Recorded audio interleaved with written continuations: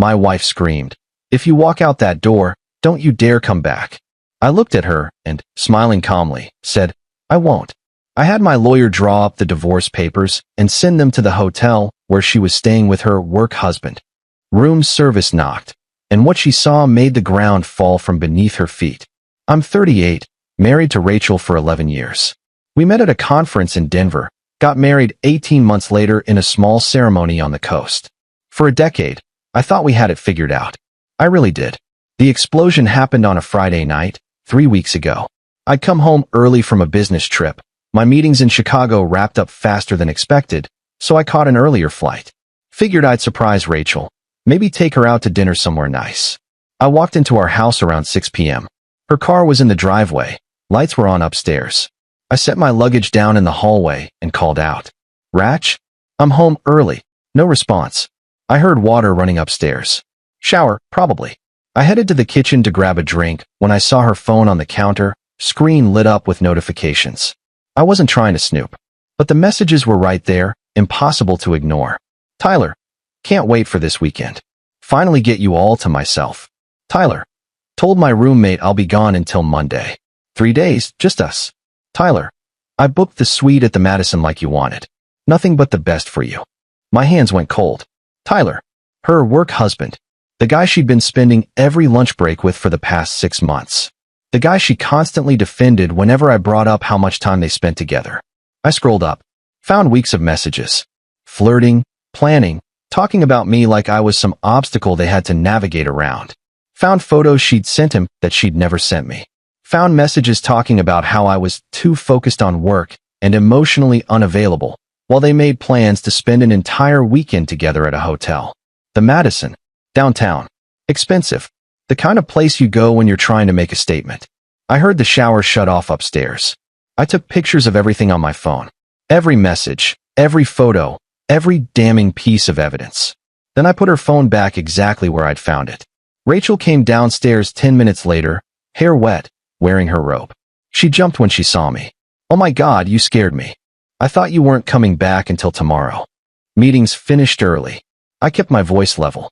Thought I'd surprise you. That's sweet. She kissed my cheek, and I had to stop myself from pulling away. I'm actually heading out in a bit. Girls' weekend with Melissa and Jen. Remember? I told you about it last week. Girls' weekend. Right. Where are you guys going? Just that spa resort about an hour north. Nothing fancy. We leave tonight, back Monday morning. She was looking right at me, lying through her teeth, and she didn't even flinch. Sounds nice, I said. You should get packed. Already done. Bags in the car. Of course they were. She'd planned this whole thing out perfectly. Actually, Rach, I need to talk to you about something. Her smile faltered. What's wrong? I saw your messages. With Tyler. The color drained from her face. What are you talking about? Your phone was on the counter. The messages were right there. I saw everything. She grabbed her phone, scrolling frantically like she could somehow make the evidence disappear. Then she looked up at me, and her expression changed. Went from shock to defensive in half a second. You went through my phone? Are you kidding me right now? That's such a violation of privacy. Don't. My voice came out harder than I expected. Don't turn this around. You've been planning to spend the weekend with him. At the Madison. You told me you were going to a spa with your friends. It's not what you think. Then what is it? Explain it to me.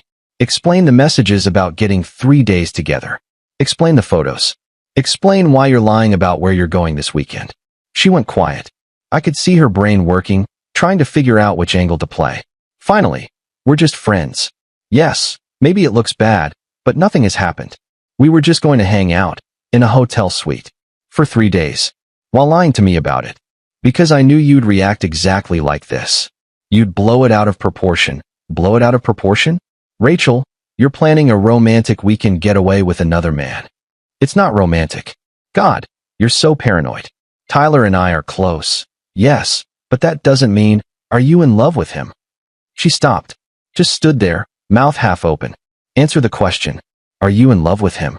I don't know, she whispered. I don't know, okay? I'm confused. Things with us have been hard. And Tyler, he just gets me in a way that you don't anymore. So instead of talking to me about it, you started an emotional affair and planned to make it physical this weekend. I wasn't going to. We weren't going to. Yes, you were.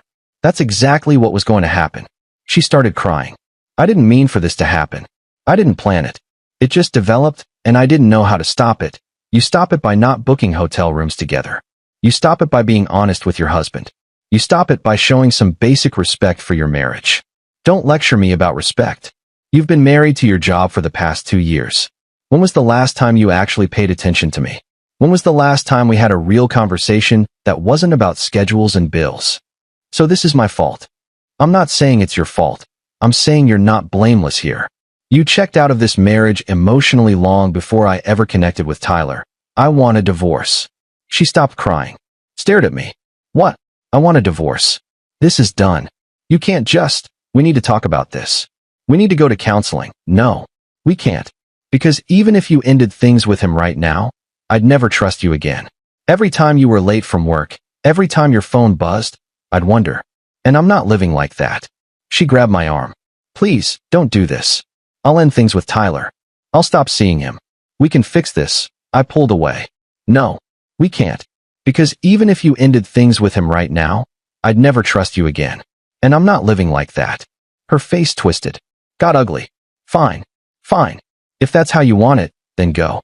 Pack your stuff and get out. This is my house too. I don't care. If you're going to throw away our marriage over one mistake, then leave. Get out. She was screaming now, face red, tears streaming. If you walk out that door, don't you dare come back. I looked at her. Really looked at her. Saw a stranger where my wife used to be. I smiled. Couldn't help it. The absurdity of everything just hit me. I won't, I said calmly. I grabbed my luggage from the hallway, hadn't even unpacked it yet, and walked out. Got in my car and drove to a hotel. Not the Madison. Somewhere cheaper, quieter. And then I called my lawyer. Update 1. That was Friday night. It's now Monday afternoon, and things have evolved dramatically. Saturday morning, I met with my attorney. His name's Robert, early 60s, handles divorces exclusively. My buddy from college recommended him after his own divorce 2 years ago. I showed him everything. The messages, the photos, the hotel booking confirmation I'd screenshotted. He looked through it all methodically, taking notes. This is pretty cut and dry, he said. Infidelity, documented evidence. We can file immediately. How do you want to proceed? Fast. I want this over with as quickly as possible. Understood. Given the evidence, I think we can push for a favorable settlement. The house, assets, we'll need to go through everything, but you're in a strong position. We spent 3 hours going through our finances. The house was in both our names, but I'd paid the down payment from my savings before we got married. We had a joint account with about $60,000. I had a 401k she wasn't entitled to. No kids, thank God. I can have papers drawn up by end of day, Robert said. How do you want to serve her? I thought about that hotel room. About her and Tyler, probably there right now, thinking they'd gotten away with it. She's at the Madison Hotel. Room 847. I want the papers delivered there. Robert raised his eyebrows. That's bold. She earned bold. All right. I'll arrange it. We'll coordinate with room service. Make it look like a delivery. The server will hand over the envelope. Less chance of a scene. Perfect. Sunday evening at 6:15 p.m., my phone rang. The process server, Mike. Papers delivered, he said. The woman answered the door. Matches your description. There was a man with her, younger guy, late 20s. She saw the room service card, started to take it. Then I stepped forward and identified myself. Handed her the envelope. She opened it right there in the doorway. And she went white. Like, completely pale. Just stood there holding the papers, not moving. The guy asked what was wrong. She showed him the papers without saying anything. He started reading over her shoulder. Then she looked at me and said, "This can't be real." I told her it was very real and that she'd been served. She just closed the door. I could hear them arguing as I walked away.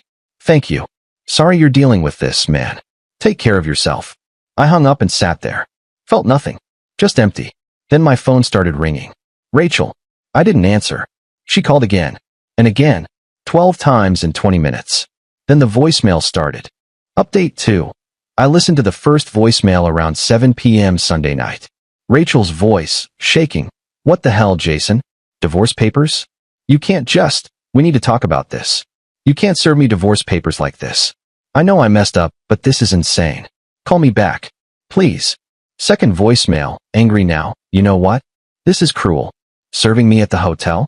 In front of Tyler? You did that on purpose to humiliate me. That's sick. I made a mistake, but you're being vindictive and horrible. Third voicemail, crying. Please just talk to me. I love you. I know I screwed up, but I love you and we can fix this.